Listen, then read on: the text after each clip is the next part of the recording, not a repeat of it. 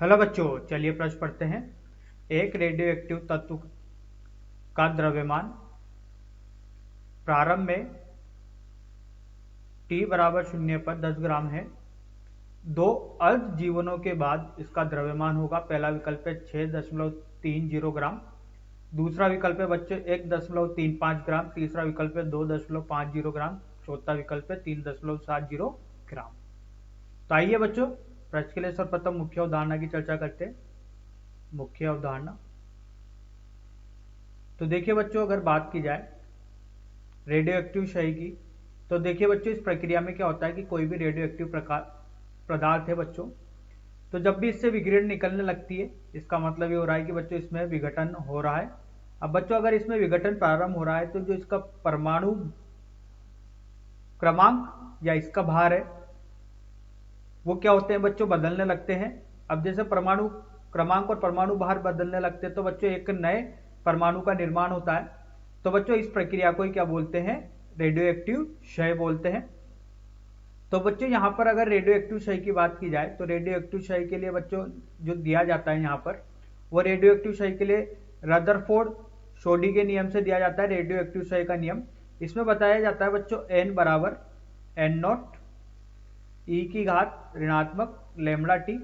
तो बच्चों यहाँ पर n t समय पर विघटित हुए नाभिकों की संख्या है। n0 बच्चों t बराबर 0 पर नाभिकों की संख्या है। लैम्ब्डा बच्चों यहाँ पर क्षय नियतांक है, क्षय नियतांक है।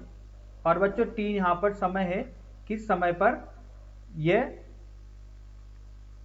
संख्या बच रही है, नाभिकों की संख्या बच रही है, यह वह समय दिया जाता है। तो आइए बच्चों इस मुख्य उदाहरण के आधार पर प्रश्न को हल करते हैं। देखिए बच्चों, बोला गया है t बराबर 0 पर जो नाभिक है या द्रव्यमान है वो कितने हैं बच्चों, 10 ग्राम है, ठीक है। और बोला गया है दो अर्ध जीवनों के बाद, मतलब अर्ध आयु कालों की संख्या कितनी है बच्चों, यह है 2। तो देखिए बच्चों यहां से सूत्र लगाते हैं n बराबर n0, ये होगा 1/2 की घात n। n यहाँ पर बच्चों अर्ध आयु कालों की संख्या है, अर्ध आयु कालों की संख्या है।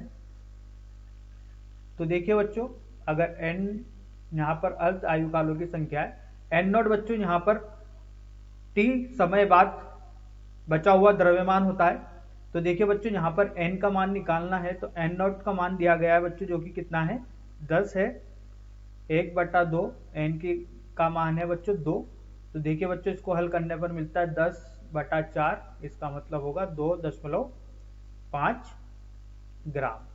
तो देखिए बच्चों t बराबर 0 पर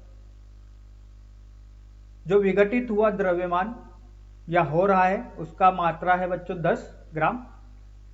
और दो अर्ध आयु काल के बाद बच्चों कितना बच रहा है, वो 2.5 ग्राम बच रहा है। तो बच्चों यहाँ पर विकल्प सही होगा, तीसरा सी विकल्प सही होगा।